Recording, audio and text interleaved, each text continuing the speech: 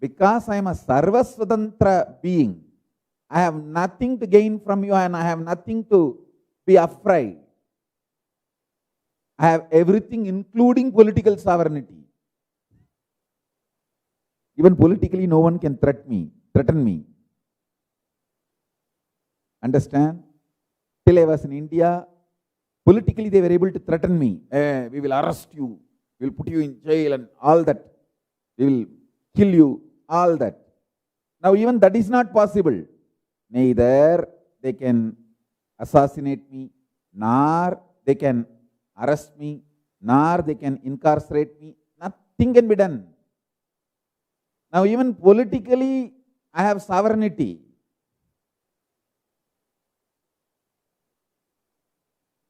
Understand?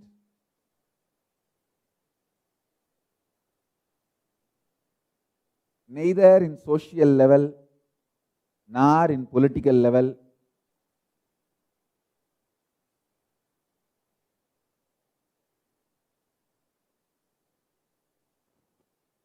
in any level, neither you can exploit me through greed, nor you can exploit me through fear. I am absolutely free being. Not just enlightenment, spiritual consciousness alone, even socially, politically in the outer world. Because I am completely free, I am going to tell you the truths as it is. I am going to tell you the truths as it is. See,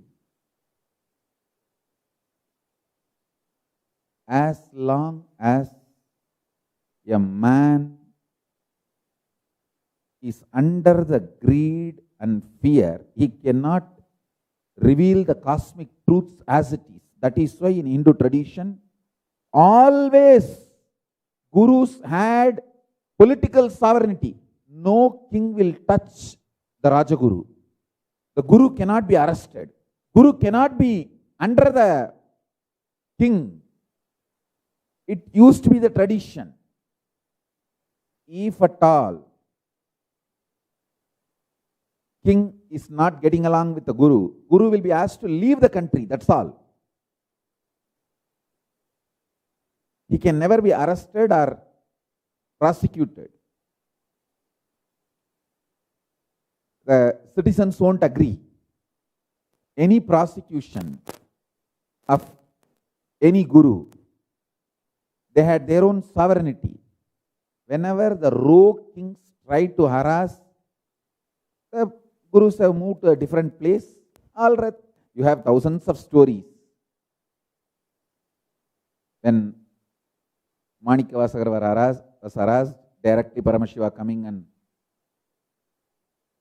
getting Manikavasagar out of prison, and for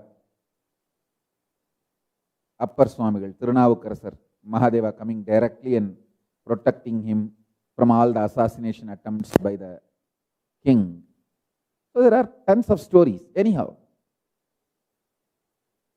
gurus had a complete political sovereignty, freedom, so that they can tell the truths, cosmic truths as it is. Now, Paramashiva has blessed me with that quality life, that kind of freedom. Neither I need wealth or anything from any of you, nor you can take away anything from me. I am absolutely unclutched.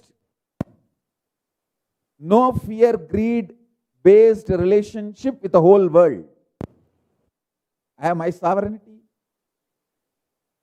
and I have whatever I need to do my work, and I have everything. And all I have cannot be taken away from me. That is the reason I am telling you. Now I am operating from absolute love, compassion, And honestly, whatever I want to tell you all, I am telling you.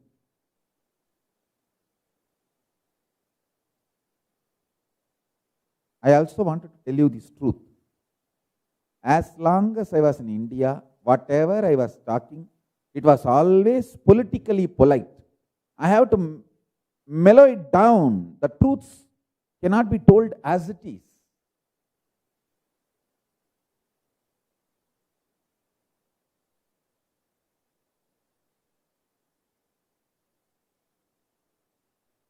I have to constantly customize and make sure the truths are expressed in such a way that nobody's interests are hurt. I did not even do any mistake. I only told the honest truth. All killing is not accepted in cosmos. As per cosmic law, all killing is wrong. That's all. Immediately the media started trying to file a false case on me that I disrespected army, Indian army. I did not tell anything. I never disrespect. Constantly trying to threaten me, harass me, keep me under their control. Now I am absolutely free. So I can tell the truth as it is. I tell you, actually, when I became completely free and absolutely safe, the first thing I felt so much of love, compassion. I decided to operate without any defense mechanism. I don't need to be protective. I don't need to be diluting the truths, and I don't need to be responding, reacting anything less than the higher truth. So the higher truths have become my absolute powerful cognition, operating mechanism, everything. See, when I was in India, even if we feel slightly threatened by somebody, if we feel insecure about somebody, naturally we try to protect ourselves because there is no protection. Anybody can harm a Hindu guru in India, nobody is there to protect them. Especially if you put one false accusation and convince the society. You can enter into his organization and steal money, do anything you want. There is no protection for the guru or his organization. So constantly we need to be on high alert, defending ourselves, doubting everyone, suspecting everyone. So that becomes like a vicious circle. People feel insecure. That is the way the ecosystem is created to dismantle all the Hindu organizations.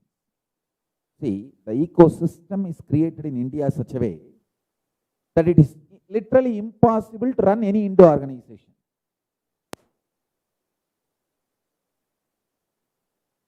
So much of distrust will be generated between the guru and the followers. So naturally all organizations implode and collapse.